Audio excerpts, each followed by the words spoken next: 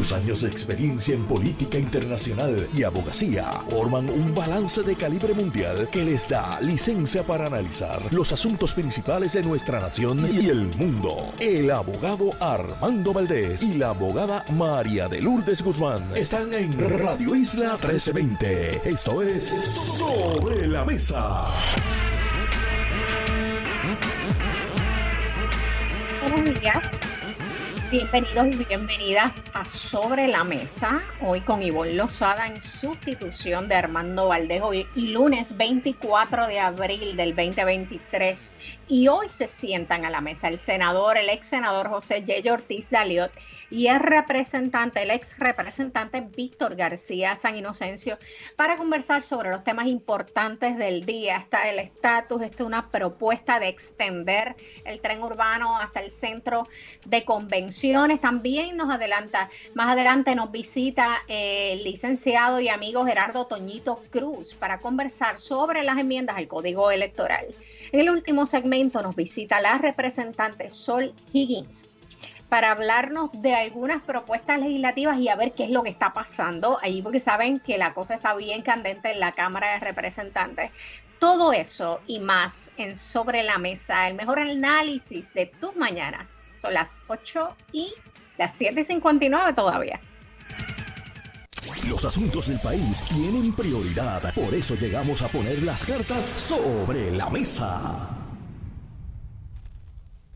Bueno, y gente, ayer se conmemoró el tercer aniversario de la línea de ayuda 24/7 del proyecto Matria. La línea de ayuda 24/7 ha atendido a sobre 5.300 llamadas por casos de personas en situaciones de violencia de género. Y esto es una iniciativa de organizaciones comunitarias, no es gobierno. Otra vez, estamos las organizaciones haciendo el trabajo de gobierno y lo hacen muy bien. Y ustedes no recordarán, pero esta iniciativa de la línea de ayuda 24/7 surge en medio de la llegada de la pandemia y el lockdown, donde la situación de las víctimas de violencia de género se intensificó porque tenían que estar encerradas las 24 horas con el lockdown con sus agresores. Lo que provocó esta iniciativa junto a otras organizaciones a modo de apoyo de emergencia para crear un grupo de apoyo de emergencia, crear planes de escape y otros servicios a personas en situaciones de violencia de género. Junto al proyecto Matria hay otras 6 entidades que han estado colaborando durante estos 3 años con este cuadro telefónico, que son Casa Protegida Julia de Burgos, Casa La Bondad, Hogar Ruth, Casa Pensamiento, Casa Juana Colón y por supuesto Proyecto Matria. Y es en un momento donde estamos, y esta semana que se ha estado precisamente discutiendo la controversia sobre la situación de violencia de género relacionada al representante Orlando Aponte, y que va a estar precisamente atendiéndose durante esta semana en la Cámara de Representantes. Y un asunto que vuelve a levantar el issue, o sea, se enteró la Cámara varios días después sobre esta denuncia que hiciera la esposa del legislador. Y uno se cuestiona cuáles son las medidas que debe tomar no tan solo la Cámara, que tiene su propio código de ética y su procedimiento para pasar juicio sobre el comportamiento y las acciones de este legislador que pudieran empañar la imagen de la legislatura, pero también cuáles son las medidas que deben tomar los partidos políticos para evitar que estas situaciones se den con personal, con funcionarios que representan lo que debería ser la política pública de los partidos en este país de cero tolerancia contra la violencia de género. Pero eso lo vamos a estar hablando más adelante. Tengo que explicar. El día de hoy va a ser medio locura. El compañero Armando Valdés amaneció enfermo. Espero que mañana esté mejor por el bien de todos, incluyendo el mío. Así que vamos a estar cubriéndolo a él y a la compañera Mariluz Guzmán. A Mariluz yo voy a estar también sustituyéndola en estas próximas semanas. Así que vamos a ver cómo sobrevivimos. Más adelante, de todas maneras, me va a estar acompañando en el siguiente segmento el licenciado José Nadal. Pero aparte de ayer que se conmemoró ese tercer aniversario de la línea 24/7 del proyecto Matria, este sábado pasado también se observó el Día Internacional de la Madre Tierra. Precisamente esta semana la vicepresidenta de los Estados Unidos, Kamala Harris, hizo un anuncio de una asignación de sobre $34 millones para impactar 8 proyectos de rehabilitación costera en Puerto Rico, lo que es muy importante y muy necesario. Entre estos proyectos está el Instituto de Investigaciones Socioecológicas, que buscan mejorar la recuperación y resiliencia de los arrecifes de coral en todo Puerto Rico y va a estar recibiendo $10.5 millones. 7.4 se van a ir para restaurar la laguna de Guánica, reduciendo las fuentes terrestres de contaminación. 6.9 millones se va a la Fundación de Restauración de Coral para la restauración de arrecifes en Puerto Rico, Florida e Islas Vírgenes. 4 millones van a ir dirigidos a eliminar desechos marinos y poner en marcha expediciones de investigación para remover esas embarcaciones que han sido abandonadas y están en ruinas en las costas. 2.9 millones van para el Fideicomiso Histórico y de Conservación de Vieques para la restauración de los manglares, pastos marinos en la Reserva Natural de la Bahía Bioluminiscente de Vieques. 1 millón para la Universidad de Puerto Rico en Aguadilla, que han estado trabajando en la rehabilitación de manglares y dunas en Loíza, que fueron dañadas luego de los huracanes Irma y María.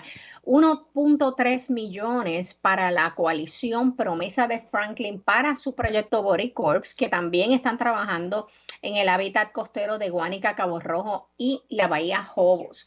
Y por último, $450,000 al Ocean Foundation para restaurar y rehabilitar los manglares de la Reserva Nacional de Investigación Estuarina en la Bahía Jobos.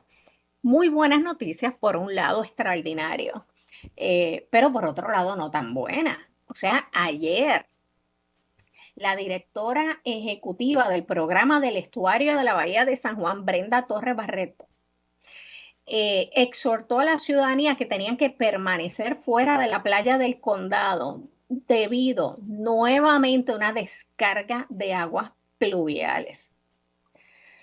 El estuario tuvo conocimiento de esta descarga porque la gente de la comunidad y los que estaban yendo a la playa, los visitantes de la playa, comenzaron a reportar un olor fuerte y el color oscuro en la zona de la playa de condado. ¿Qué más puede ser?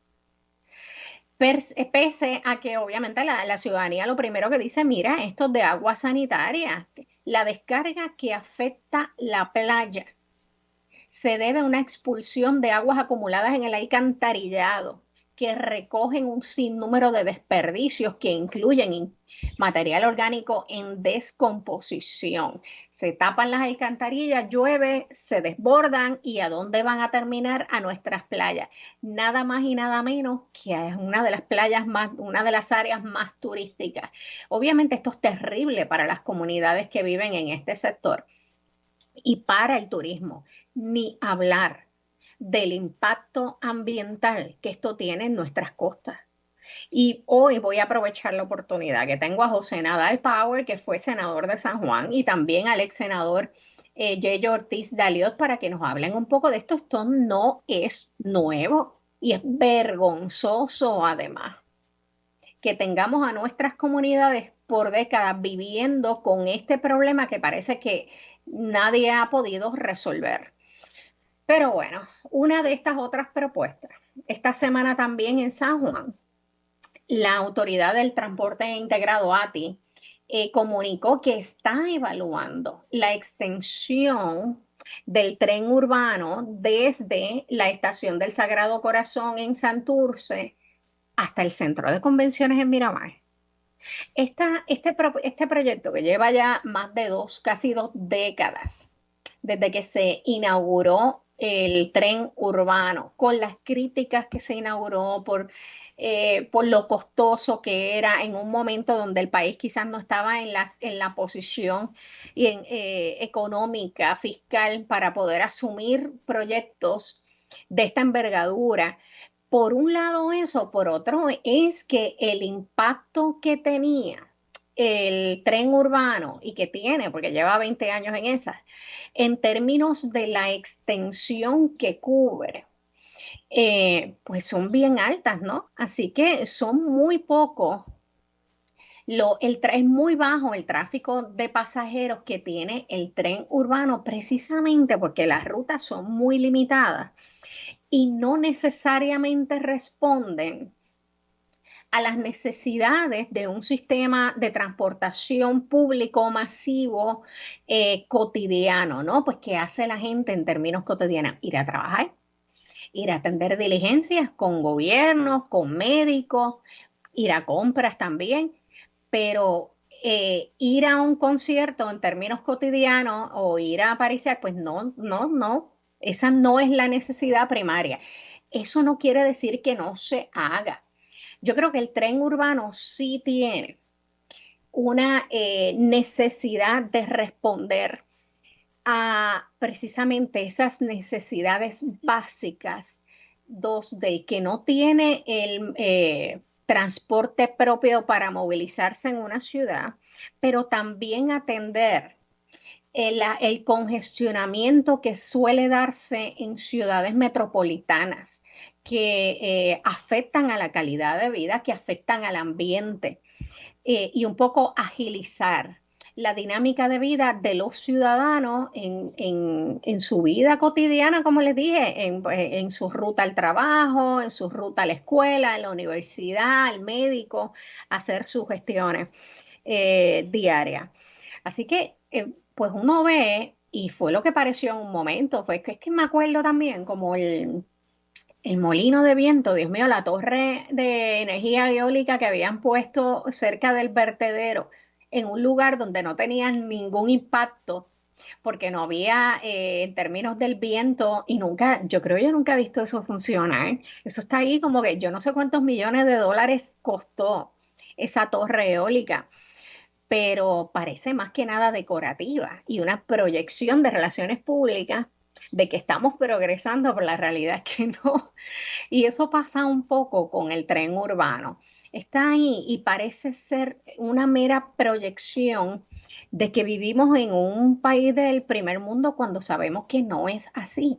Que es importante, que es necesario, sí, pero ha habido propuestas en estos últimos 20 años para incluso extender la ruta hasta el municipio de Caguas, que Caguas dejó de ser del centro de la isla hace muchos años para convertirse casi en área metropolitana, porque hay mucha actividad comercial y hay mucha interacción entre los cagüeños y la actividad económica laboral en el área metro y lo opuesto también. Así que hacía mucho sentido conectar las regiones a través de este tren, no tan solo la ciudad. Pero oye, si van a recibir, porque también un poco justifican, pues mira que sí van a ver los fondos federales para poder echar para adelante esta extensión, los que no entiendo. O sea, en la lista de prioridades no entiendo. Esto no va a elevar el uso del tren urbano de parte de los ciudadanos comunes, y no logro entender por qué no hay prioridades mayores para conectar este tren. Por ejemplo, se habló también de una extensión hasta la zona de Minillas, que es un área muy concurrida porque se ofrecen servicios allí de gobierno.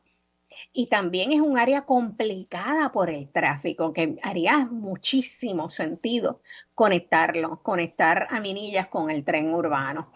Y otra cosa, que esto yo lo he hablado con Armando anteriormente, aunque tenemos nuestras diferencias, pero cuando se habla de sistema de transportación pública, de transportación masiva, estamos hablando básicamente del área metropolitana. Y yo sé que incluso esta propuesta no dice que específicamente es para establecer un tren como el que hay ahora. Dice, miren, puede ser un autobús ligero, un tren liviano, puede ser otro sistema que puede conectarse al tren urbano, pero lo mismo se puede estar trabajando en otros municipios para conectar las regiones. Yo creo que podría desarrollarse un plan de transportación masiva que conecte a los municipios y pueda agilizar el desarrollo económico y la interacción comercial entre ellos.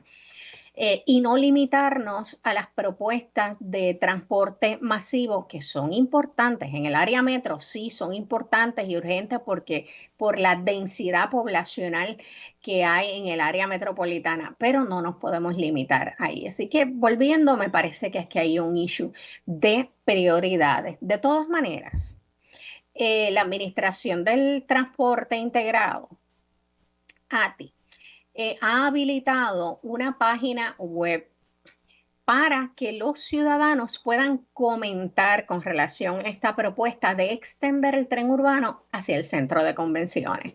Los resultados del estudio dicen que van a estar listos en un plazo de 15 meses. Vamos a ver cuánto oído va a haber en estos comentarios de la ciudadanía. La página web es tuextensionpr.com.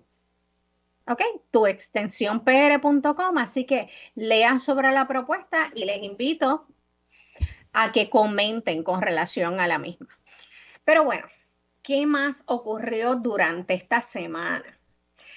Una jueza del Tribunal de Carolina ordenó que la custodia de la hija de Lisha Ramón Mejías, empresaria y personalidad de las redes sociales, le fuera concedida a su padre biológico junto a una orden de protección del padre. Esto surge en medio de una aparente alegada denuncia de agresión sexual que ocurrió en una fiesta que convocó la llamada influencer Lisa Ramón Mejías.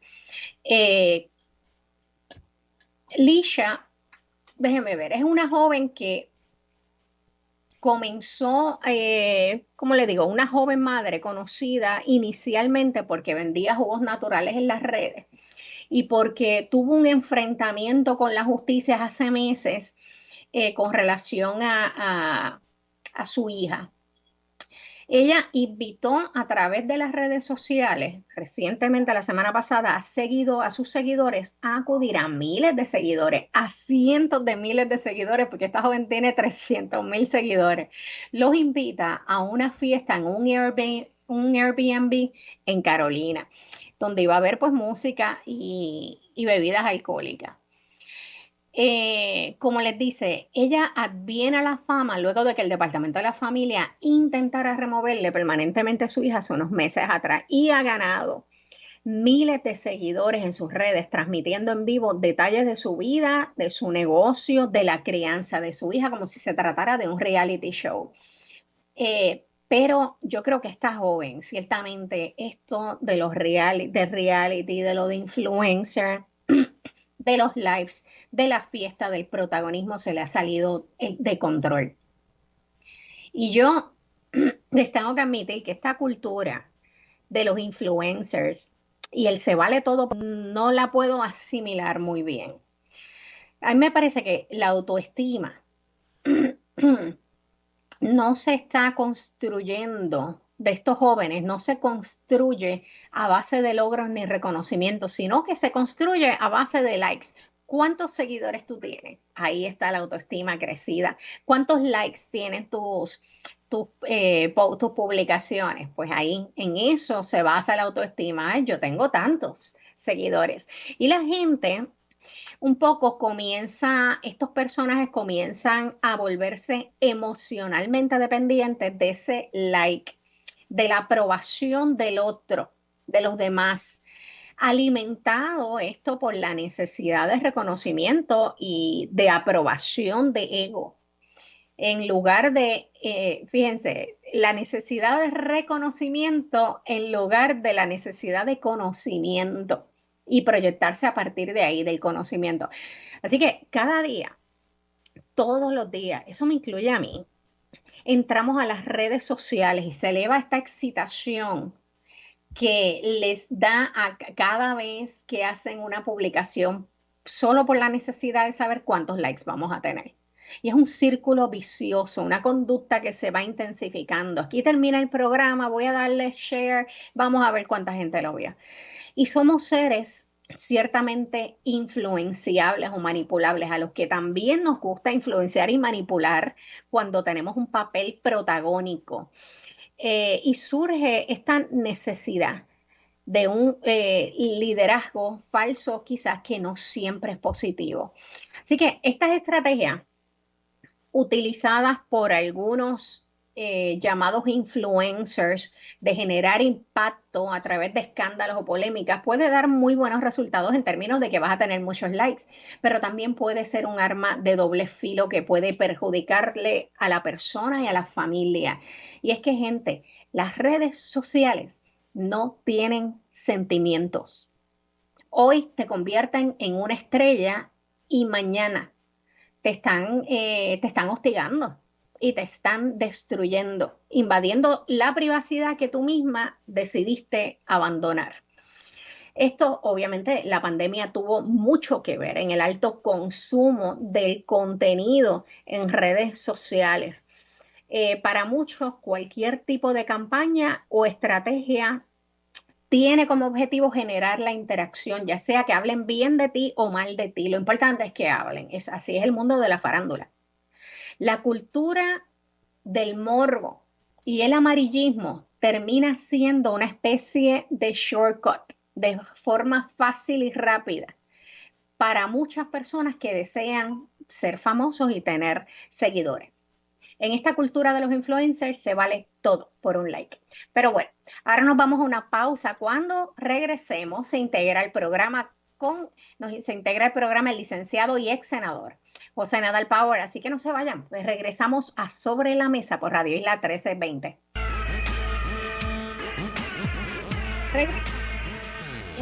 La mesa por Radio Isla 1320. Yo soy Ivonne Lozada en su doble sustitución, sustitución del amigo Armando Valdés. Y hoy se integra al programa también como analista emergente el licenciado y ex senador José Nadal Power, para hablarnos, vamos a ver, de las noticias más recientes políticas del país. José, ¿cómo estás? Hola Ivonne, y saludos a todos los que nos están escuchando. Buenos días. Mira, oye, yo no sé, pero mínimo vamos a tener que pedirle al mando, nos debe mínimo un brunch, desayunos muy poquito. Un brunch o un almuercito o algo de tarde picadera, porque hoy no he podido tomar ni café. Brunch con Bloody Mary incluido. Mira, yo que me levanto a las 6 de la mañana, bueno, me levanto antes, a las 5, hoy como a las 5 menos cuarto, todos los días, pero tomo café como a las 6 de la mañana.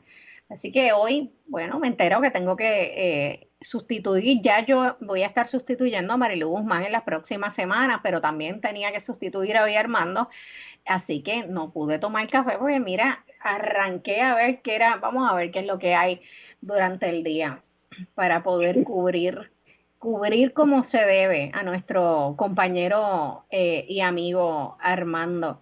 Pero mira, José, claro, la pasada semana, justo que coincidimos tú y yo en el programa también, el miércoles pasado que estábamos hablando sobre el rezago que enfrentan los estudiantes del sistema de educación pública del país.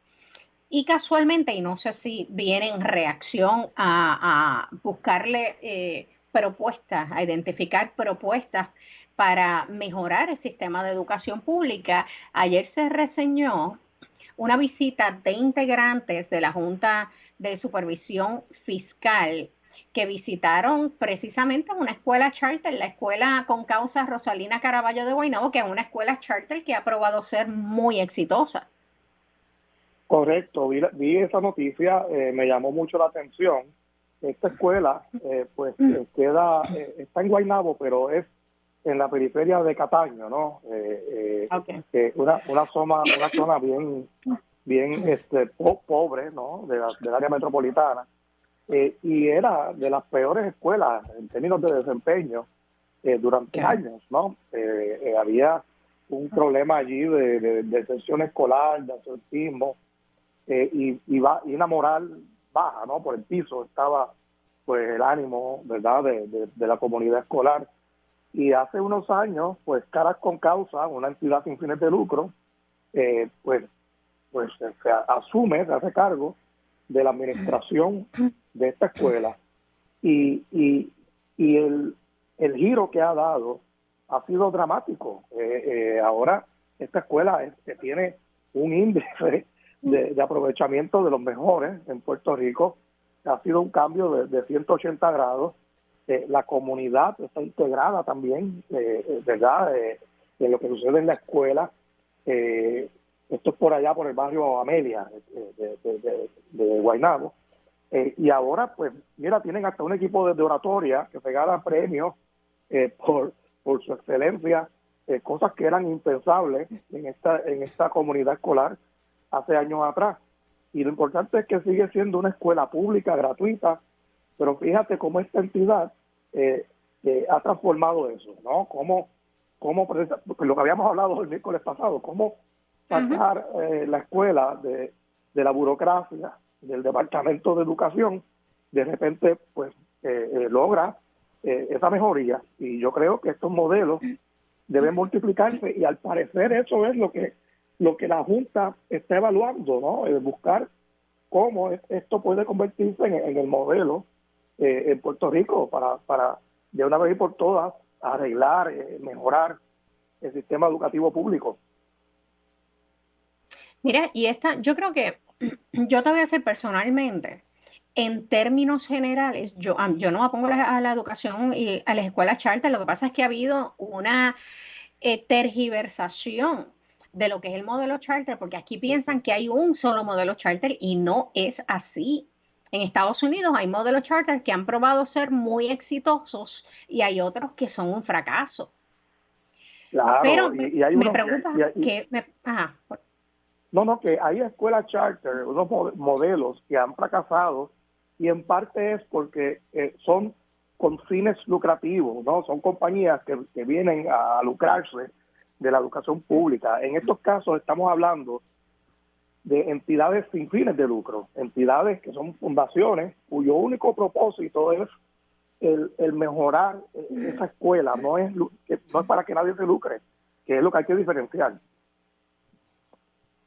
Pero ven acá, y esta no es la única. Yo no sé cuántas escuelas de tipo charter hay en Puerto Rico. Sé que hay otra en alianza con la Universidad de Sagrado Corazón, que es el LEAP STEM Academy of San Juan. La Juan Ponce de León también que es modelo Montessori, es una charter también. Sí, es algo muy parecido. Es básicamente lo mismo. En el caso de la Juan Ponce de León, es una de las tantas escuelas Montessori que ya hay alrededor de Puerto Rico. Son administradas por una fundación también sin fines de lucro, el Instituto de la Nueva Escuela, de nuevo, cuyo único propósito es administrar y proveer excelencia a estas escuelas. No son entidades con fines lucrativos, y han transformado las escuelas públicas. De hecho, Montessori, la Juan Ponce de León fue la primera, y hay que ir allí a ver eso. Es un gusto, ¿no? Llegar a esa escuela y ver la transformación, la excelencia de lo que allí sucede. Y Montessori ha ido expandiéndose, ¿no? Ese sistema a otras escuelas. Yo creo que ya son más de 30, todas con resultados súper positivos. Y claro, Montessori es una metodología de enseñanza, pero pueden surgir otras, ¿no? Esta de Caras con Causa no es Montessori hasta donde sé, pero también puedes ver cómo se ha transformado el lugar, la experiencia educativa. Mira, José, esta mañana, al principio, al inicio del programa, estaba comentando que ayer, y tú que fuiste senadora de San Juan, ayer la directora del programa del estuario de la Bahía de San Juan denunció lo que parece ser una descarga de aguas pluviales en las playas del condado. O sea, Dios mío, ¿cuántos años llevamos con este problema? Sí, eso es terrible. Allí en el área de Ocean Park y en el condado todavía existen los vestigios de lo que era pues un sistema de bombeo de agua. Son aguas, pues como bien dices, pluviales.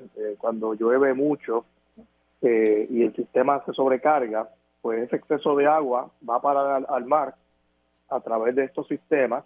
Pero el problema es que, oye, en el siglo XXI, pues debería haber otro mecanismo, porque ciertamente contamina el agua donde tantos turistas van, que daña la vida marina. Aunque son aguas pluviales, no se supone que sean aguas, ¿verdad?, sanitarias, pero todos sabemos que a veces se mezclan esas aguas.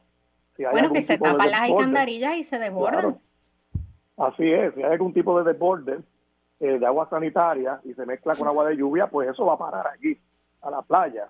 Además de que la calle de por sí, pues hay contaminantes, ¿no?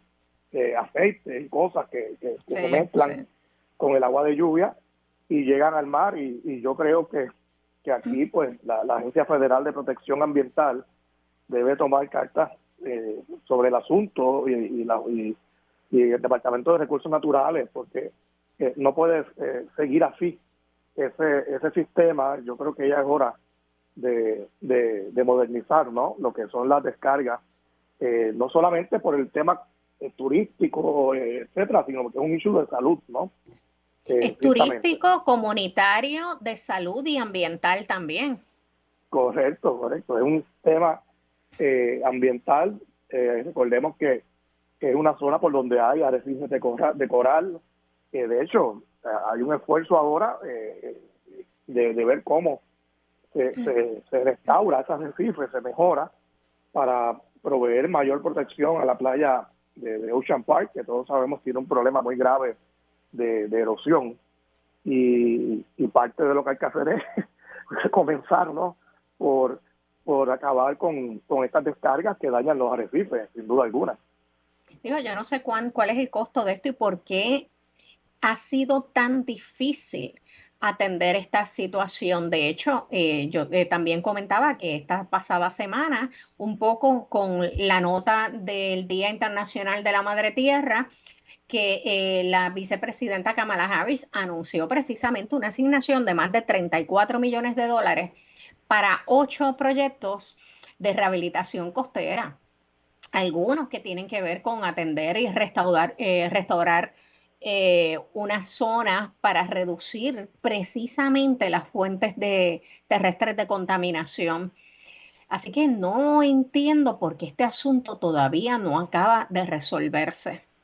Bueno, y a eso se le suma el incidente que ocurrió hace varias semanas por el área de Miramar, un sistema de agua sanitaria de la Autoridad de Acueductos y Alcantarillado se dañó. Parece que el sistema electrónico, no sé, que controla las bombas, el bombeo, y provocó que a la laguna del condado llegaran muchos contaminantes.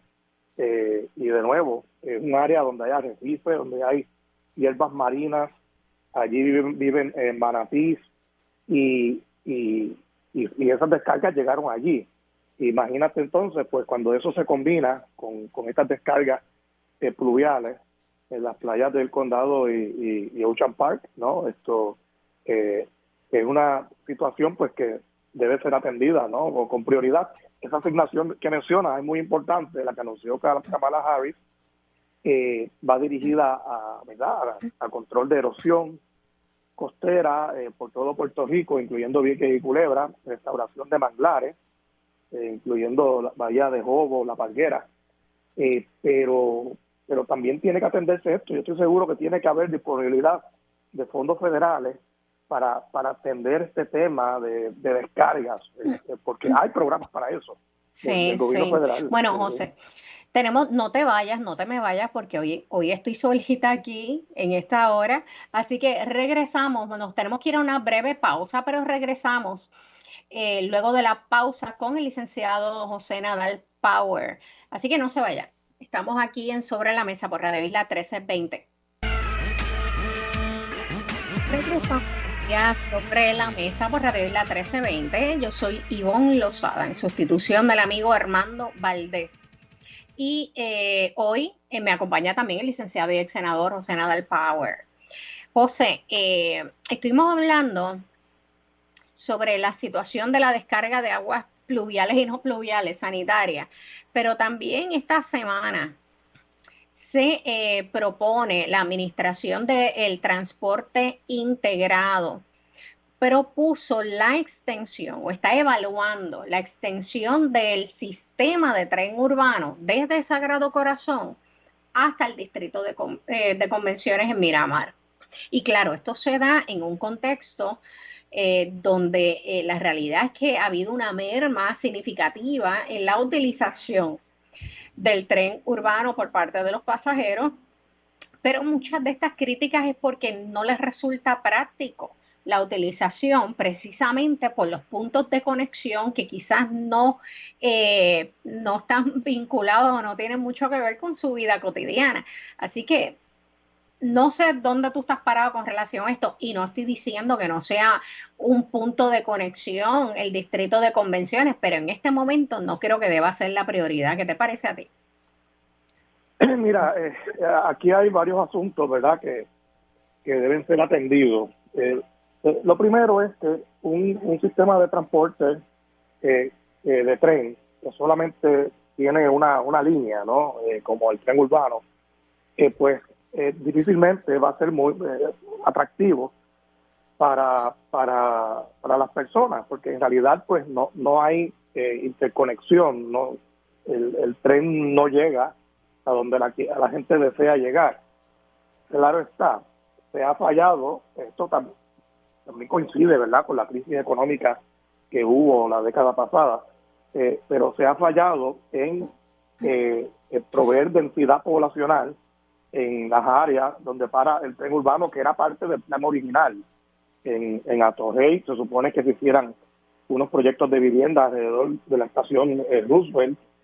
De hecho, uno de los solares que era para esos propósitos ahora se utiliza para unos negocios de comida rápida, cuando eso era para hacer vivienda allí, entre la Ponce de León y la Muñoz Rivera, frente a la Universidad Politécnica. Y a la misma vez los alimentadores, las rutas de la AMA, que se supone conectaran con las estaciones del tren urbano, tampoco se han desarrollado como se debe. Y todo eso pues provoca que haya pues tampoco uso del tren, ¿no? Y ciertamente algo hay que hacer. Todos los sistemas de transportación pública generan pérdidas, ninguno es 100% viable en términos financieros. Es un subsidio que todos los gobiernos del mundo, no solamente en Puerto Rico, hacen pues para que la gente pueda moverse. Tiene un gran beneficio social y económico, ¿no?, en las ciudades. Yo creo que sí, que esa línea del tren, a pesar de lo que hemos dicho, que hay que hacer de proveer desarrollo alrededor de las estaciones, las rutas alimentadoras para las estaciones, a la misma vez creo que sí, que debe extenderse la ruta del tren, ya sea la misma línea que llegue hasta Santurce. El plan original era que llegara a Minillas. Eso se debió haber hecho hace muchos años atrás. Lamentablemente se quedó en el aire ese plan, y ya estaban los estudios y todo, ¿verdad?, completados. Pero no hubo pues el dinero para poder hacerlo. Tal vez ahora es una oportunidad pues para extender el tren, aunque sea hasta Minilla, donde sí la gente tiene que acudir, ¿no?, a esa zona de Santurce que es tan concurrida. Pero mira, lo de extenderlo hasta el distrito de convenciones no me parece del todo mala idea. Hay que ver cómo se planifica. En el reportaje mencionaron que se contempla tal vez un tren liviano hasta esa zona. No porque tiene que llegar hasta el distrito de convenciones, sino que creo que el llevar el tren por todo Santurce, por toda la Fernández Junco, que me parece que sería la ruta más racional, pues creo que sería muy beneficioso para la ciudad. Y eventualmente que llegue hasta el Viejo San Juan o Puerta de Tierra, sería lógico y le proveería mucho más atractivo al tren.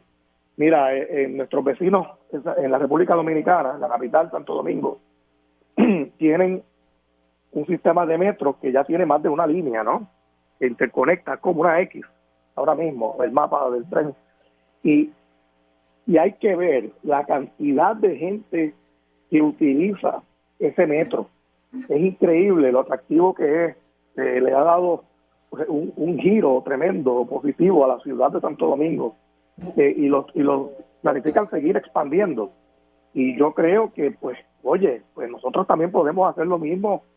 Vamos a proponernos eso. Y no solamente el tren urbano aquí en el área metro. Yo creo que aquí se debe pensar otra vez en un tren como lo hubo antes en Puerto Rico, que le dé la vuelta a la isla, ¿no? Yo creo que sería la gran cosa poder ir desde San Juan hasta Mayagüez en tren, y no es descabellado, se puede hacer. Bueno, en no vez es de estar pensando en descabellado tantas porque autopistas. existió una vez. Claro, y en vez de estar El pensando siglo tanto en pasado, autopistas, o sea, tuvimos un tren que llegaba a Mayagüez y ¿qué pasó? Pues taparon los pues rieles. Alguien muy brillante claro, decidió que no tenían sentido ya porque ahora habían carros, porque después habían automóviles. así es, lamentablemente. Eso sucedió, era un sistema privado, claro, tenía pérdidas, el gobierno debió en realidad pues meterse a subsidiar eso para evitar que desapareciera. Pero estas cosas se pueden volver a hacer, ¿no? En vez de estar pensando en tantas extensiones de autopistas y carreteras, vamos a invertir mejor en eso. En la República Dominicana están pensando hacer ahora un tren desde Santo Domingo hasta el este, hasta Punta Cana. Pues mira, así es que hay que pensar, ¿no? Pero mira, aquí también haría mucho sentido tenerlo hasta el aeropuerto. Me hace más sentido el aeropuerto que el centro de convenciones. Hace sentido, yo lo haría para los dos lados. Lo que pasa es que el centro de convenciones no debe ser la última parada, yo creo que debe ser Puerta de Tierra, ¿no? Pero es una cuestión de prioridades, no es decir que claro, no se haga en el centro de convenciones, es que hay unas prioridades. De acuerdo, o sea, llevamos no 20 años y no necesariamente este proyecto, que como tú bien decías, es un proyecto social, que no es un proyecto que el gobierno construye necesariamente para generar ingresos, sino para brindar, porque tiene una función social. Pero entonces hay que responder a esas necesidades y no lo está haciendo. Sin duda, el aeropuerto internacional de Puerto Rico principal, que es el Muñoz Marín, en Isla Verde, debería tener esa facilidad, ese acceso, ¿no?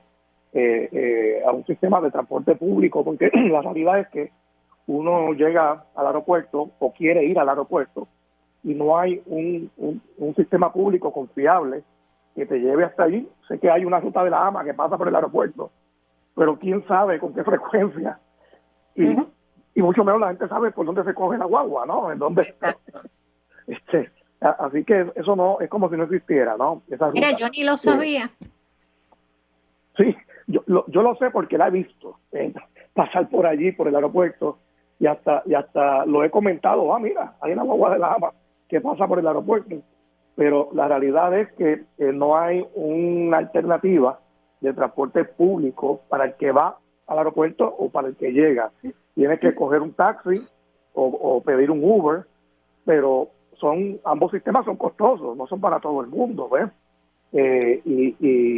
Y yo creo pues que hay un issue ahí de política pública, de acceso al aeropuerto, ¿no? Porque me parece que hasta discrimina, ¿no? El hecho de que el transporte público pues no esté disponible del todo en un lugar, ¿verdad?, como el aeropuerto. Y creo que pues hace sentido que llegue hasta allí, que pare ¿verdad?, en camino al aeropuerto, que pare por otros lugares de Santurce, por allí por el área incluso de Villa Palmera, a lo largo de la ruta de la Valdoriotti, no sé por dónde sería que es la mejor ruta, o tal vez deba ser paralelo al puente Teodoro Moscoso, no sé cuál es la ruta más viable, pero hace sentido. Pero también yo creo que debe llevarse hasta Santurce, Puerta de Tierra. Yo creo que le añadiría mucho atractivo al tren si llega a estos lugares.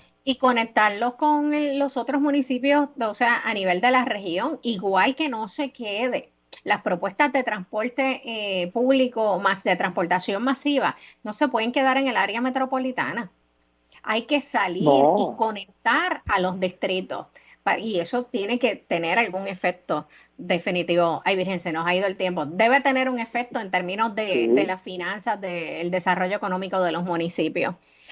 Pero bueno, nos tenemos que ir a una pausa. José, gracias por acompañarme en estos primeros 2 segmentos de hoy. Cuando regresemos, hablamos con el panel de los lunes. Cuando regresemos, hablamos con el panel de los lunes. Nos acompaña el ex senador José Yello Ortiz, el ex representante Víctor García Senocencio. También nos visita el licenciado Gerardo Toquito Cruz para hablar sobre las enmiendas del Código Electoral y la representante Sol Higgins, para que nos actualice un poco qué está pasando por allí por la Cámara. Así que no se vayan, porque regresamos con Sobre la Mesa por Radio Isla 1320. Los asuntos de toda una nación están sobre la mesa. Seguimos con el análisis y discusión en Radio Isla 1320. Esto es Sobre la Mesa. Regresamos aquí nuevamente Sobre la Mesa por Radio Isla 1320. Yo soy Ivonne Lozada en sustitución de la compañera Marilu Guzmán, quien va a estar fuera por estas próximas, creo que 2 semanas. Y hoy, como todos los lunes, nos acompaña el ex senador José Yello Ortiz Daliot. Creo que Víctor García San Inocencio está missing in action hoy. Buenos días, Yello, ¿cómo estás? Estoy muy bien, gracias a Dios, y muchos saludos a toda la radio audiencia de Radio Isla. Gracias, Yello. Nos debemos un café por ahí para actualizar el ambiente en este país. Tenemos eso pendiente. Sí, han estado corriendo cositas.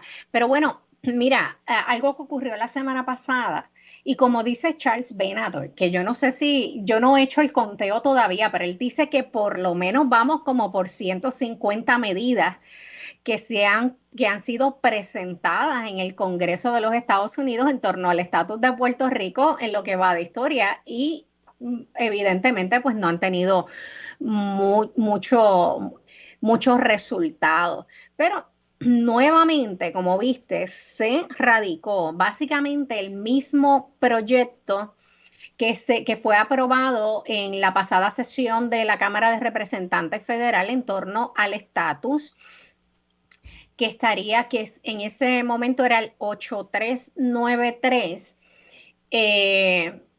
y irónicamente y sorpresivamente bajo el liderato del representante Grijalva, que ahora está en minoría.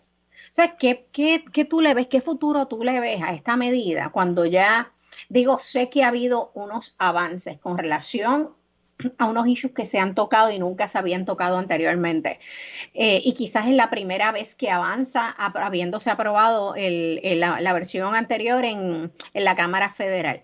Pero ¿qué futuro le ves si el mismo republicano que preside el Comité de Recursos Naturales ahora, Bruce Westerman, que estuvo opuesto a la medida el año pasado, se opone ahora y dice que no va para ningún lugar? Y los republicanos, ciertamente para ellos esto no es tampoco una prioridad. Y en Senado ni hablar, en Senado lo controlan los demócratas, pero parece que tampoco tienen los votos.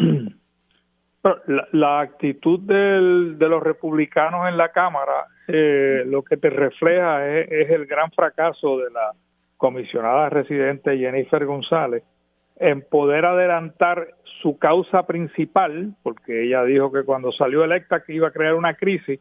Parece que esa crisis no la ha podido crear dentro de su propio partido, porque hay que recordar que doña Jennifer González es republicana y apoyó a Trump, y apoyó a todos esos compañeros, y el año pasado no pudo convencer ni a uno en la Comisión de Recursos Naturales para que votara a favor de ese mismo proyecto que se acaba de erradicar. Así que no le veo futuro en la medida en que ella no pueda convencer a sus republicanos, a sus colegas republicanos, para que tan siquiera celebren una vista pública sobre el proyecto. Así que en ese sentido Ay, se me cayó Yello. Vamos a ver si lo conectamos otra vez, que parece que se cayó la llamada. Pero como estábamos hablando, esta medida fue presentada Dios mío, el término anterior, allá el Congreso corre en términos de 2 años y de hecho fue aprobada. Y lo que plantea, obviamente, es atender el estatus político de Puerto Rico, pero los republicanos tenían sus objeciones a la medida, entre las que estaba, que era que entendían que esto no podía aprobarse hasta tanto no se cumplieran los objetivos de la ley promesa, y que también querían imponer como requisitos que fuera una supermayoría. Cualquier cambio de estatus que se fuera a dar, que fuera una supermayoría, y que el inglés fuera impuesto como único idioma oficial de la estadidad. Me parece que ya los tenemos a los dos en la línea. ¿Estamos de vuelta? Estoy aquí. Víctor García, ¿te tenemos aquí en línea? Sí, cómo no, buenos días. Buen día, Víctor. Estamos hablando nuevamente, aquí vamos de nuevo, aquí empezó la novela del estatus en Washington. Obviamente de cara a las elecciones 2024, un tema vital para el Partido Estadista, porque parece que las próximas elecciones uno de los temas principales es corrupción, y lo que mueve votos y une al Partido Estadista pues es el tema del estatus. Así que, ¿qué probabilidades, qué futuro tú le ves a esta discusión, si alguna, de esta medida que liderada irónicamente por el congresista Raúl Grijalva, que aunque está en minoría, pues se le dejó que él lo corra, porque el presidente del Comité de Recursos Naturales ciertamente no tiene ningún interés en avanzarla? Bueno, primero, esto es lo mismo de la otra vez, pero vamos a aclarar las cosas. El colonialismo siempre es tema central y obligación fundamental de ser atendido, tanto aquí como en Washington. Por lo tanto, la estrategia del cansancio, de la frustración, nunca debe ser utilizada ni allá para no cumplir con sus deberes conforme al derecho internacional y a la decencia, ni aquí en Puerto Rico para posponer que no se trate el vejamen monumental que es la condición colonial y la hipoteca enorme que supone para el desarrollo de un país. Dicho eso, pues ese proyecto va camino al mismo precipicio. Lo único que se proyecta con agravantes para su desenvolvimiento. No se va a desarrollar, primero porque la Cámara ahora es de mayoría republicana. En segundo lugar, no se va a desarrollar porque el Senado, aunque es demócrata, tiene demoblicanos, es decir, senadores extremadamente conservadores que no quieren tocar ni con una vara larga el tema del estatus político en Puerto Rico, especialmente cuando el proyecto carga la peste bubónica de mencionar la palabra estadidad. Tan pronto eso se mencione, se acabó el juego. Por consiguiente, esto es un pretexto más de un liderato del Partido Nuevo Progresista, que la única manera de diferenciarse del liderato del Partido Popular en términos de artimañas y de malas mañas es decir que son estadistas, mientras los otros dicen que son estadolibristas, aunque no sepan lo que es eso, y aunque no existe en el ordenamiento americano. Así que yo no le auguro ninguna posibilidad de nada.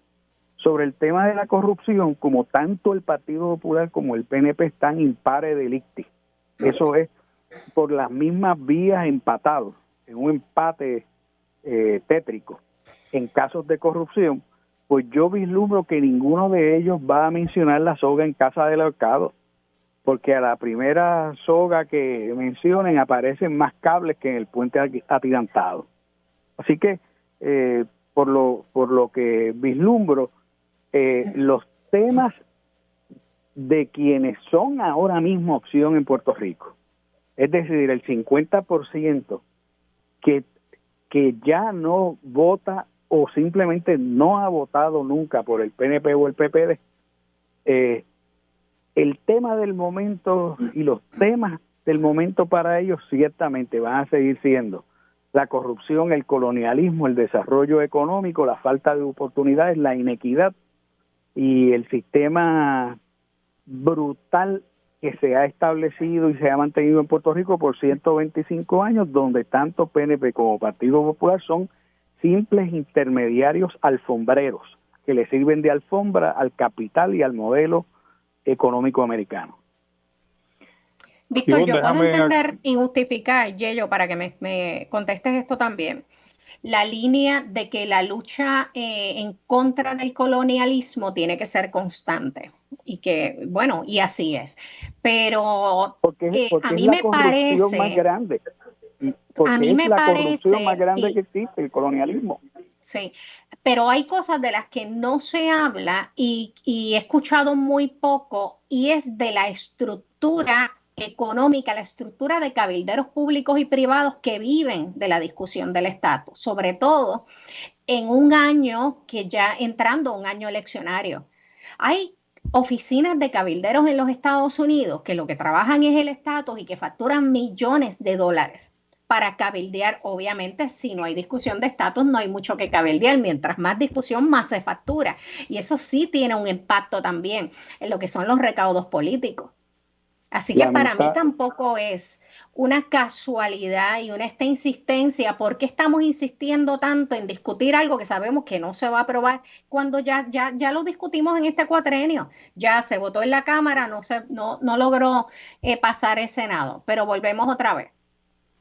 Ni hablar de los cabilderos de la estadidad por los 100 y pico de mil que ganan. Sí, pero yo creo, Ivonne, que hay que continuar, en eso coincido con Víctor, hay que continuar hablando del colonialismo porque en algún momento tenemos que resolverlo. Peor es cuando hablamos del colonialismo y hay aquellas personas que no quieren reconocer que ese es nuestro problema principal y usan los cabilderos que tú acabas de mencionar para abrirse espacio en Washington para decir que no somos colonia, que fue el caso del joven Pablo José, que estuvo cabildeando, diciéndole a la gente de Manchin y de Raúl Grijalva que Puerto Rico no es una colonia, cuando hartos estamos de saber que lo es. Así que eso le hacen inclusive un peor servicio al futuro de la descolonización de Puerto Rico, y eso de alguna manera u otra el Partido Popular tiene que ponerse para su número. Yo estoy de acuerdo con Yello. El problema es que mientras hayan populares que aspiren a posiciones electivas, que nieguen la condición colonial y vayan a Washington a hacer esos papelones antes de ocupar ningún cargo, pues está frito ese partido. Y por eso es que se comporta similarmente a los que de manera oportunista agarran de escudo, de bandera o de pretexto defender una estadidad que no es admisible allá y un ELA que no está reconocido y está repudiado allá, para diferenciarse unos de otros, para turnarse luego en los cargos. Pero fíjate que uno de los avances, ¿cómo te digo? Una de las cosas diferentes que ocurrió precisamente en el foro, porque no fue una vista, lo que se dio aquí en Puerto Rico, en San Juan, el año pasado, cuando vino parte del Comité de Energía y Recursos Naturales de la Cámara Federal, liderado por Grijalva, para discutir a medida de foro, de manera informal, porque no llegaba a récord legislativo, este proyecto 8363. Por primera vez escuchamos a representantes del gobierno federal, a congresistas, referirse a los Estados Unidos como el poder imperial. Eso no había ocurrido antes. Así que el lenguaje congresional cambia, eso es el cambio que yo veo. Cambió el lenguaje y el approach. Está el poder imperial y está la colonia. Y ese es el lenguaje utilizado por Grijalva, Nidia Velázquez y Alexandria Ocasio en ese foro y constantemente durante la consideración de esta medida que se aprobó en la Cámara Federal. Y lo volvió a repetir Steny Hoyer en la conferencia de prensa que hubo para anunciar la radicación del proyecto, y yo creo que eso es un paso adelantado de que por lo menos los congresistas demócratas están reconociendo que hay que descolonizar a Puerto Rico, que es una obligación moral y legal hacerlo, Lo otro positivo del proyecto es que te excluyó a Lela Colonial, te incluyó la libre asociación como opción descolonizadora, y eso yo creo que es otro paso de avance. Ahora lo que falta es que haya consenso en Puerto Rico para lograr obviamente un proceso descolonizador rápido, y no lo veo en el ambiente porque el PNP ni el Partido Popular ni los demás partidos como que tienen la voluntad de reunirse. El único intento que hubo fue José Luis Dalmau y lo dejó en el aire después de la primera reunión. Pero bueno, es que no hay voluntad, no hay en el Congreso, porque para los republicanos esto ni es una prioridad, pero tampoco están a favor. De hecho, hablando de José Luis Dalmau, él también radicó el proyecto que incluía de un proceso de plebiscito, lo que fuera, que incluyera. En el proyecto que radicó el senador amigo Roger Wicker. Qué lástima eso, ¿no? Bueno, amigos, yo con amigos como ese, de verdad, republicano, trompista, ultraconservador, no lo quiero. Pero bueno, supongo que eso es válido. ¿Qué vamos a hacer? Vamos a ver qué está ocurriendo, pero allá y un poquito por encimita. Yo estuve viendo este fin de semana algo que no me esperaba, y esto no se los tenía en agenda, pero que tiene que ver con las candidaturas a la presidencia, las primarias a la presidencia de los Estados Unidos entre Donald Trump y el Partido Republicano. Y Ron DeSantis, que en un momento dio la impresión de que Ron DeSantis era una versión para los republicanos mejorada de Trump, que era un tipo mucho más astuto y mucho más reaccionario. Pero parece que se ha ido demasiado a la derecha, y los mismos republicanos no lo están viendo como un candidato viable a poder ganar la presidencia de los Estados Unidos si es que lograra prevalecer en una primaria. Pero parece que los republicanos están bastante aguantados con las propuestas que se han hecho para limitar precisamente el aborto en los Estados Unidos, y están moviéndose más al centro, rechazando propuestas, por ejemplo, de prohibir totalmente el aborto, incluso, y la reciente propuesta del gobernador DeSantis de prohibirlo a partir de las 6 semanas. No sé si tienen alguna opinión sobre el tema. Sí, hombre, claro que sí. Yo creo que DeSantis ha cometido un error no solamente con lo del aborto, que las encuestas en Estados Unidos demuestran que lo favorece la gran mayoría del pueblo norteamericano, pero cometió un grave error, otro grave error, que para los republicanos es un pecado mortal, y es pelear contra la corporación, contra Disney. O sea, los negocios y las corporaciones gigantes para los republicanos son sagradas, y el ponerse a pelear con Disney World en Florida, lo que le ha proyectado es que es enemigo de las grandes corporaciones, particularmente aquellas que quieren ir en un discurso diferente al que él promueve políticamente, y eso es un pecado mortal para los republicanos, y por eso es que ha sido la caída grande de DeSantis ante los republicanos a nivel nacional. A mí francamente, voy a decir una barbaridad, pero para lo único que sirven esos debates allá en Estados Unidos es para que vengan imitadores y se metan a mono en Puerto Rico, y además para bajar todavía más el nivel político de nuestros puertorriqueños que han emigrado a Estados Unidos, particularmente a la Florida. Y obviamente para desviar la atención de los temas medulares del país.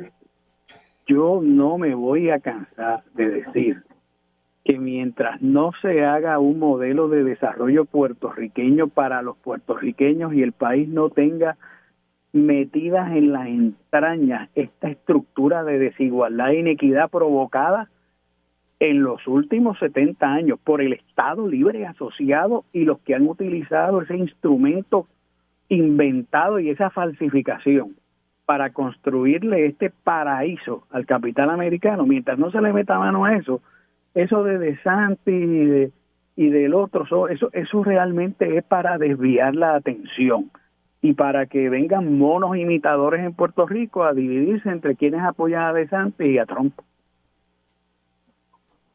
Yo quisiera que fuera para desviar la atención nada más, pero de repente a veces tenemos estos legisladores con demasiada iniciativa, con medidas como estas y a veces con los votos para pasarla. Esos vienen de disfrazarse de aquello. Precisamente, esa es la desnaturalización que provoca el colonialismo. Y no es solamente de legisladores del PNP, hay legisladores del Partido Popular que se las traen también.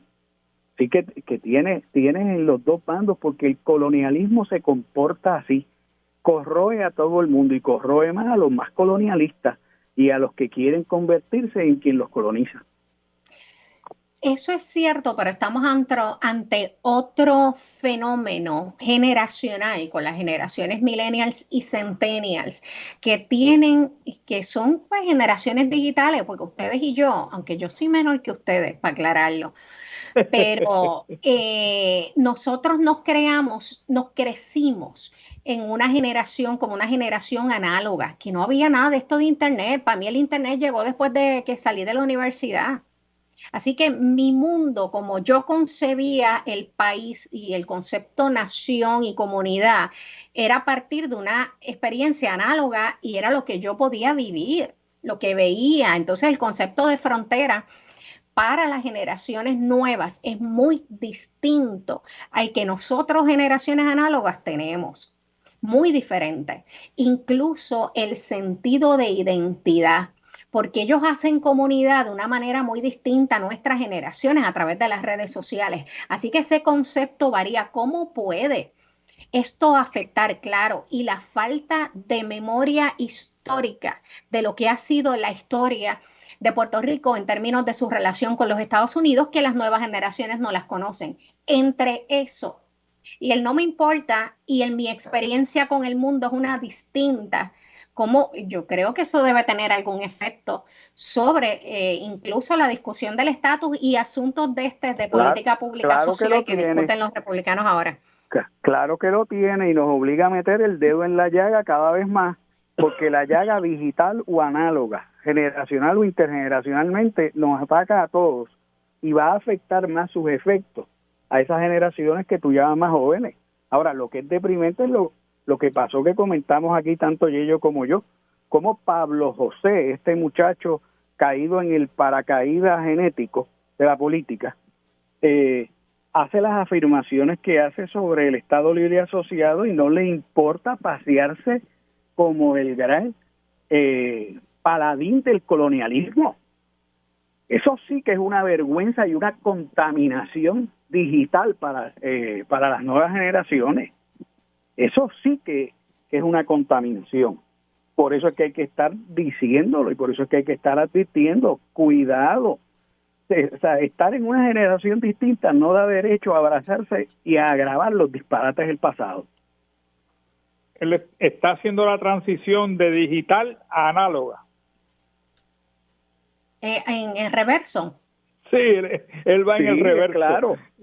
Y vendrá con el problema es que hay algunos jóvenes que él los lleva también en el reverso, y eso es fatal para no solamente el futuro del Partido Popular, el futuro de Puerto Rico, Ivonne. Bueno, hay que ver, vamos a ver, él no va a tener, evidentemente, o aparentemente, él no va a tener primarias y va a estar corriendo hasta ahora solo, y las primarias no son hasta el próximo año. Así que no tendremos una oportunidad de medir el arraigo que aparenta tener dentro del Partido Popular. Bueno, el arraigo imaginario y mediático, porque arraigo yo no le he visto ninguno. Lo que es que no hay candidatos todavía, pero tendremos oportunidad de escuchar sus disparates y sus remaches sobre el colonialismo durante el año. Bueno, yo tengo que decirte que no entrando en el análisis de cuán justificado o no, pero ciertamente él se ha convertido en un fenómeno que uno tendría que estudiar para un poco entender sobre el efecto que tiene esa casi reencarnación de Rafael Hernández Colón, que ven algunos en la figura de su nieto y de Pablo José. Pero eso tiene mucho que ver con la cosa de los influencers también. Recuerden que estamos... perdona, Víctor. Que esa es parte de la narrativa y de la construcción del imaginario al que aportan muchas personas. No estoy diciendo que tú, pero las reencarnaciones no existen, y menos en la política. Es más, las segundas y terceras ediciones terminan siendo mucho peor que las primeras. Eso es lo que ha demostrado la historia política de Puerto Rico, pero tampoco hay un determinismo en eso. Lo que pasa también es que la gente debe ganarse los galones con trabajo, no con paracaídas. Y yo creo que eso le cae muy mal a mucha gente, no solamente en el Partido Popular, en cualquier partido en que eso suceda. Bueno, gente, ha sido bastante entretenido conversar con ustedes hoy, pero no, ya se nos acaba el tiempo, así que nos tenemos que ir a una pausa. Saludo y un abrazo a los dos. Cuando regresemos, nos visita el licenciado Gerardo Toñito Cruz. Vamos a estar hablando sobre las propuestas enmiendas al Código Electoral, así que no se vayan, porque regresamos a Sobre la Mesa por Radio Isla 1320. Y regresamos aquí a Sobre la Mesa por Radio Isla 1320. Yo soy Ivonne Lozada en sustitución de Marilu Guzmán durante estas próximas semanas, y hoy también el compañero Armando Valdés. Y hoy se une a la conversación el licenciado Gerardo Toñito Cruz. Toñito, ¿estás ahí en línea? Estoy por aquí, Ivonne, un placer saludarte y estar en sintonía con los amigos de Radio Isla. Buen día. Qué bueno verte. Bueno, no te veo, pero escucharte. Claro, igual. Mira, un tema que no es nuevo, vamos a ver qué va a pasar, pero el vicepresidente de la Cámara de Representantes, José Coni Varela, parece que le está tocando la puerta al Senado para que acelere la aprobación de las enmiendas al Código Electoral que fueron ya aprobadas el año pasado en la Cámara. Así que un poco explícanos. Oye, y si esto tiene algún efecto práctico, porque yo no, bueno, de si se fueran a aprobar o no, pero ¿qué es lo que está en juego con estas enmiendas que pretenden reparar el daño causado en la pasada elección con este nuevo Código Electoral? Mira, a título de preámbulo, ¿verdad? Que quiero repasar esto con los amigos Radio Escucha. Una vez el Partido Popular toma el control de la Asamblea Legislativa, se dirigen esfuerzos en ambos cuerpos legislativos, tanto en Cámara como en Senado, para tener su propia versión de lo que deben ser los proyectos de enmiendas al Código Electoral, ¿no?, del 2020. En el caso de la Cámara, que fue el que más yo estuve mirando, recuerdo que el representante Coni Varela, como presidente de la Comisión Especial que atendía este asunto, realizó un par de vistas públicas. En algunas de esas vistas públicas salió a relucir parte de lo que fueron los problemas en aquel recuento en el Coliseo Roberto Clemente, luego de las elecciones generales, y hasta básicamente el 31 de diciembre. El último acto de nosotros fue el 31 de diciembre, cerca del mediodía, ¿verdad? En el Senado, en cambio, el proyecto del Senado, recuerdo que el número era 909, apenas tuvo vistas públicas. Fue un proyecto que se trabajó básicamente con la participación de los legisladores del Partido Popular y del Partido No Progresista. De hecho, cuando se votó el año pasado, solamente esos dos partidos lo avalaron. El resto de los otros tres partidos que estaban representados en el Senado le votaron en contra. En el caso del Senado, se trabaja un sustitutivo al proyecto de la Cámara número 4, si mi memoria no me falla, y se aprueba solamente con un número bien limitado de votos. Me parece que fueron 26 votos nada más los legisladores del Partido Popular, y no recuerdo si había gente del PDP, me parece que no.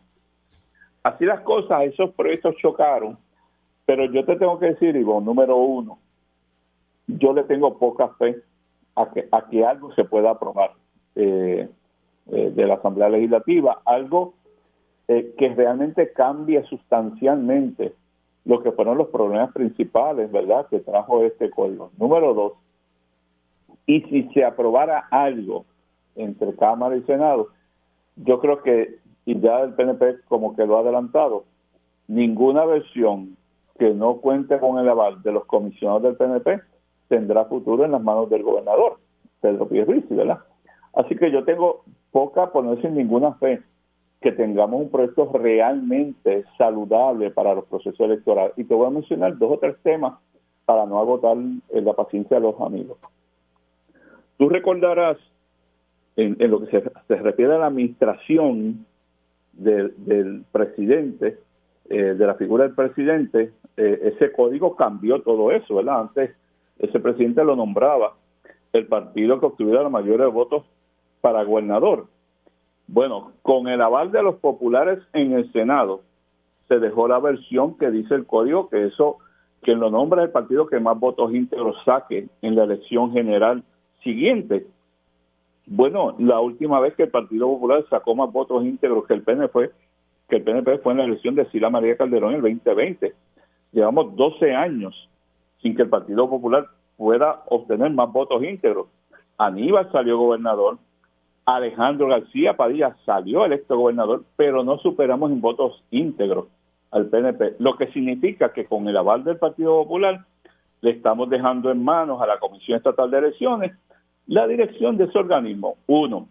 ¿Y qué conlleva eso? Bueno, conlleva que ese presidente nombra a los principales funcionarios de la Comisión Estatal de Elecciones recomendados por el partido también, que tiene la mayoría del voto íntegro. Es decir, que una agencia que debió haber servido a base de balances, etcétera, etcétera, ahora sirve como cualquier otra agencia de gobierno cuando el gobernador nombra a su antojo quién va a dirigir el Departamento de Hacienda, el de Agricultura o el de Familia.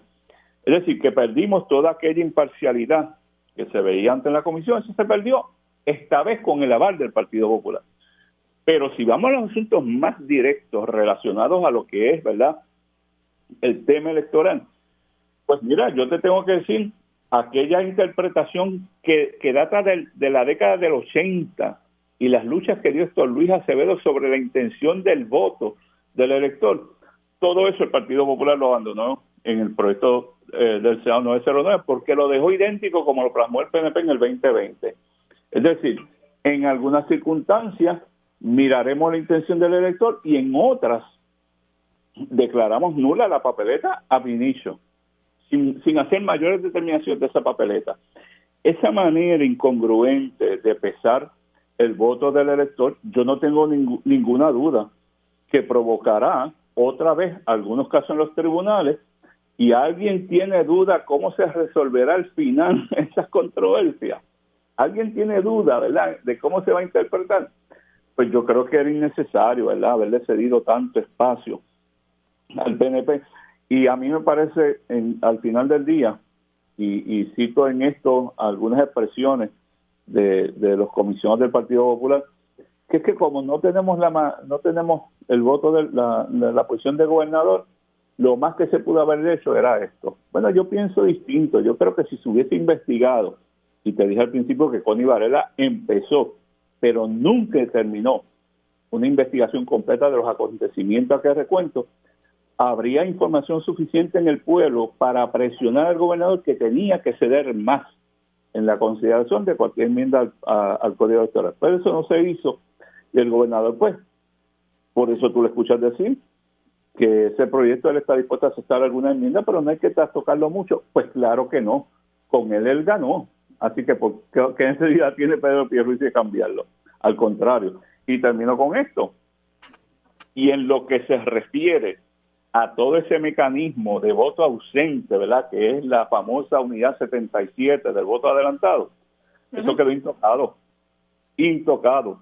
Yo veo a Ricardo Rosselló votando desde la comunidad de Washington sin tener domicilio en Puerto Rico porque la ley se lo va a permitir otra vez. Así de sencillo. Este es uno de los principales issues pero que tuvimos que enfrentar producto de aquel entonces nuevo código electoral, o hay otros temas que son igualmente, bueno, que impactaron mucho y que deberían estar en la mira de lo que debería ser un nuevo código electoral, que no lo vamos a tener ahora, pero en su momento espero que sí. No lo vamos a tener y te voy a decir algo. Por ejemplo, hasta mayo del 2021, yo estuve ahí hasta julio del 2021. Yo intenté, este código establece, y lo puede entender, que quede claro, la gente que me está escuchando, que quede claro que lo puede entender. Este código pretendía reducir los gastos de la comisión. Mucha gente pensaba, y yo creo que estaban en lo correcto, que eso de tener una junta de inscripción permanente en cada municipio en Puerto Rico, donde en los primeros 2 años prácticamente no se hacía nada, era un gasto excesivo de la comisión cuando tú tenías un gobierno que estaba reduciendo sus gastos operacionales en otras agencias que quizás le dan más servicios directos al pueblo. Piense usted en el Departamento de la Familia, por mencionar uno de ellos. Pues yo estoy de acuerdo que había que reducir, pero el proyecto, sin embargo, contemplaba, y hablo del código, que tú no votarías a esos oficiales de inscripción permanente. Entonces los vas a ubicar en 12 centros que hay en Puerto Rico, centros que están a la par con los centros judiciales. Bueno, ahora tú vas a tener 30, 35 personas ubicadas en una oficina esperando que lleguen los electores de esa jurisdicción. Yo planteaba, miren, el problema principal que tuvo el proceso del 2020 es que aquella actitud que había de los partidos políticos en los 80, los 90, de hacer un poco más esfuerzo en la calle con relación a los electores, como es, por ejemplo, la inscripción o la recusación de electores, lo podemos hacer con ese personal si lo tiramos a la calle a esa gente. No tan solo de inscribirlo, de verificar la certeza de que son electores de tal o cual domicilio, sino que en el proceso del voto adelantado, que como está en la ley hoy, como estuvo en el 2020 y como está hoy, el voto adelantado, Ivonne, lo solicita un elector básicamente 90 días antes de unas elecciones. ¿Qué posibilidad hay real de que 200,000 electores tú le puedas verificar si en efecto viven donde dice que viven? El caso que yo he citado 1000 veces públicamente, el caso de Culebra. En Culebra hubo 20 electores. Culebra, señores, una isla pequeñísima. Solicitaron que su voto adelantado no llegara a la dirección que ellos le proveyeron a la comisión, sino que llegara a un apartado de otra persona en Culebra, de otras 20. Y tú te preguntas, ven aquí, ¿por qué en Culebra? Si en Culebra son pequeñísimos. Bueno, después resultó que esos 20 electores, cuando los entrevistamos, ninguno había hecho esa solicitud, ninguno. Y todas estas direcciones tenían que ver con la comisión electoral del PNP en Culebra. ¿En serio? Bueno, les quiero recordar al país que el alcalde de Culebra perdió por 12 votos. Estoy hablando de 20. Así de dramático fue ese proceso de voto adelantado. Pues yo decía, cojamos esos 100 y pico de funcionarios de HIP, vamos a tirarlo a la calle mañana. Ivonne Lozada quiere votar adelantado, que los radique hoy y lo investigamos mañana. No hay que esperar 90 días antes de las elecciones. Y si Ivonne se le aprueba para que vote en Guaynabo y en el interín se mudó para Bayamón, pues volvemos otra vez y estamos en la calle. Y de paso inscribimos a los estudiantes y utilizamos ese recurso, lo sacamos de la oficina y lo tiramos a la calle. Pues nada de eso.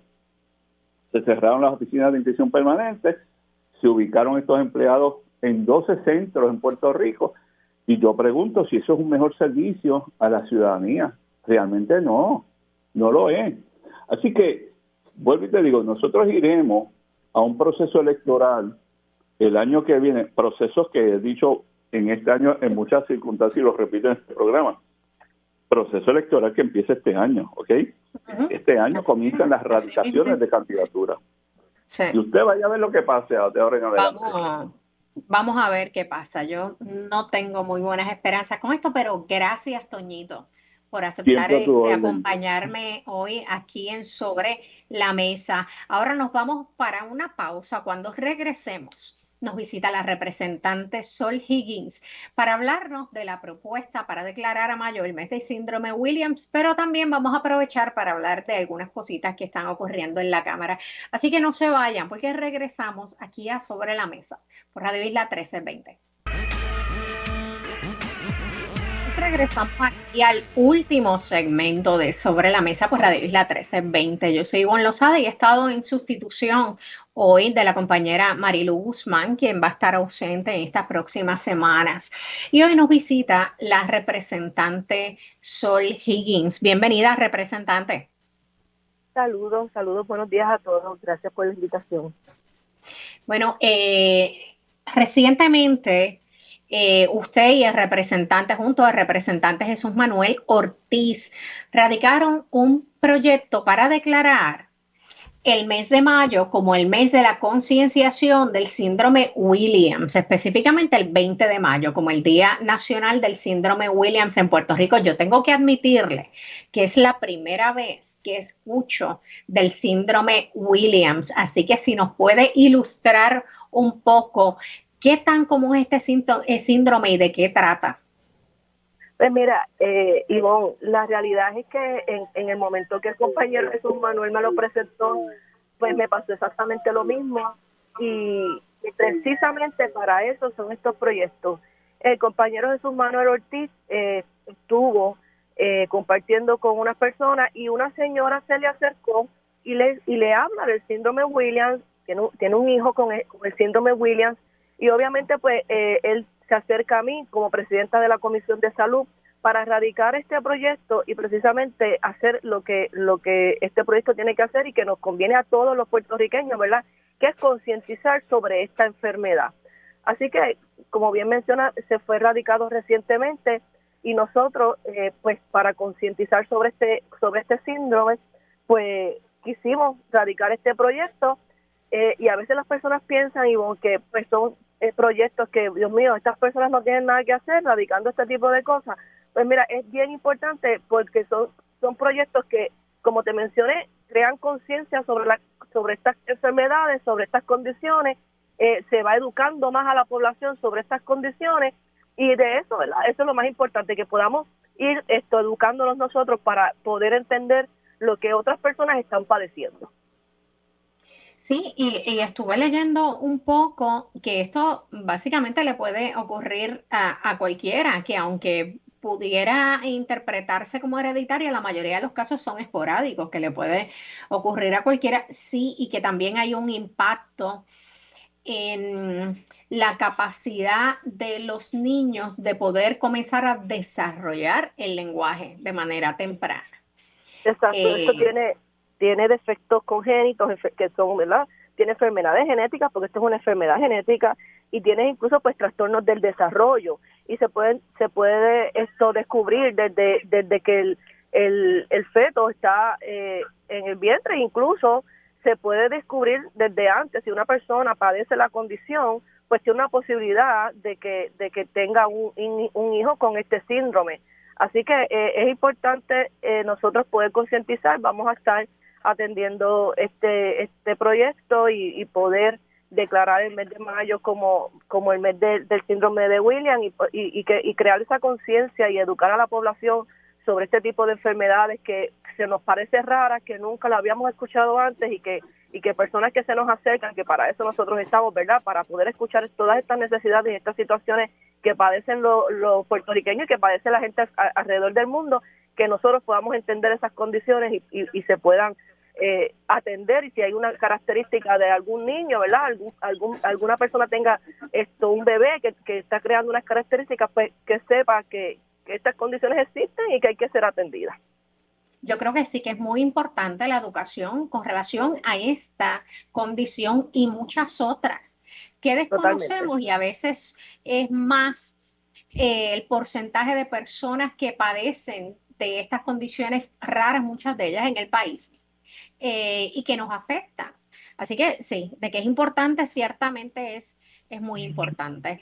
Pero bueno, estaremos pendientes a que se apruebe esta medida. También sé, y como está al frente de la Comisión de Salud, que se estuvo discutiendo una medida en las pasadas semanas que permitiría a los médicos negociar colectivamente con las aseguradoras de salud, tema que está bien candente en el país, el tema de las aseguradoras y la relación con los médicos. ¿Qué pasó durante esta vista y de qué trata esta medida? Pues mira, ya hemos hecho algunas vistas sobre este proyecto, que es de mi autoría, proyecto 1641, para que los médicos puedan negociar entre sí. Pues todos sabemos la situación que está atravesando el país, la situación de salud tan terrible que tenemos, y pues no es un secreto que las aseguradoras en el país están haciéndole muchísimo daño al proceso de salud desde el paciente, el médico, el enfermero, los hospitales. Así que este proyecto, que fue discutido con el comisionado de seguro, que es importante que la ciudadanía sepa que por primera vez hay un comisionado de seguro en que está atento a las situaciones que está viviendo el país, y tengo que mencionarlo porque es así. Hemos estado en comunicaciones constantes, incluso el Colegio de Médicos de Puerto Rico lo menciona en la vista pública pasada, y pues entre todas estas vistas que hemos hecho, citamos al grupo de dentistas, el Colegio de Médicos también menciona a los generalistas. Estas dos áreas nos piden que incluyamos a los generalistas y a los dentistas en esta negociación, así que nosotros públicamente en la vista mencionamos que sí, que íbamos a hacer el lenguaje para que pudieran ser incluidos en esta negociación los generalistas y los dentistas, que también es importante, no solamente los generalistas, sino que también los dentistas. Y pues como tú mencionas, y como ha mencionado todo el mundo, todos los que han estado allí, excepto a CODES, obviamente, porque protege a la aseguradora, están a favor de este proyecto, porque este proyecto, como mencionó uno de los médicos que estuvo en la vista, crea una esperanza muy grande para toda la clase médica.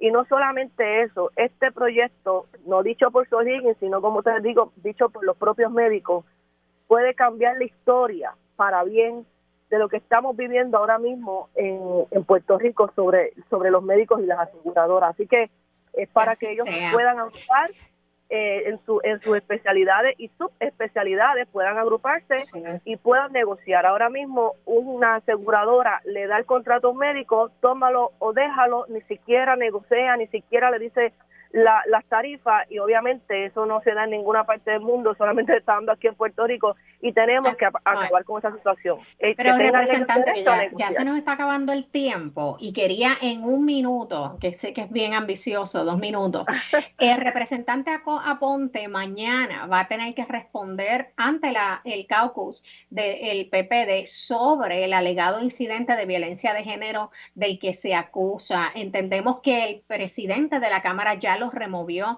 de sus comisiones. ¿Qué es lo que procede con relación a este caso por esta orden de protección que fue aprobada por el tribunal en contra del representante Aponte? Bueno, como tú bien mencionas, mañana estaremos reunidos en caucus. El compañero Orlando Aponte rendirá cuentas ante todos los compañeros representantes. Así que vamos a esperar lo que vaya a suceder. Tengo que dejar meridianamente claro que estoy en contra de cualquier tipo de violencia, que para mí siempre ha sido primero la familia y que tenemos que proteger a la familia. Así que cualquier situación que está ocurriendo en una familia puertorriqueña que tenga que ver con maltrato es importante que nos denunciemos y que obviamente no patrocinemos una situación como esa. Mañana se estará discutiendo en el caucus qué es lo que va a estar pasando, pero quiero dejar meridianamente claro que una servidora, y yo sé que todos mis compañeros en la Cámara de Representantes, no vamos a patrocinar una situación como esta. Estamos trabajando en la Casa de las Leyes, la regla empieza por la casa, y tenemos que atender esta situación con mucha importancia, con mucha premura y con mucha inteligencia, pero no estamos de acuerdo en una situación tan grave como la que está pasando esta familia, así que mañana sabremos qué es lo que va a estar ocurriendo. Bueno, vamos a ver qué ocurre. Todavía esto es apenas una orden de protección, que es materia civil. Hay que ver también qué el Partido Popular Democrático va a estar haciendo con relación a este caso, si algo. Pero, representante, gracias por acompañarnos aquí durante esta mañana en Sobre la Mesa. Se nos ha agotado el tiempo por hoy, así que gracias por compartir con nosotros aquí en Sobre la Mesa. A ustedes, a la audiencia que nos acompañaron por radio, por Facebook, nuevamente, gracias por permitirnos compartir este ratito de mañana. Mañana los veo, recuerden, nuevamente aquí en Sobre la Mesa en sustitución de la colega y amiga Marilu Guzmán, pero no se retiren porque por ahí viene Mili Méndez con Dígame la Verdad. Hasta mañana.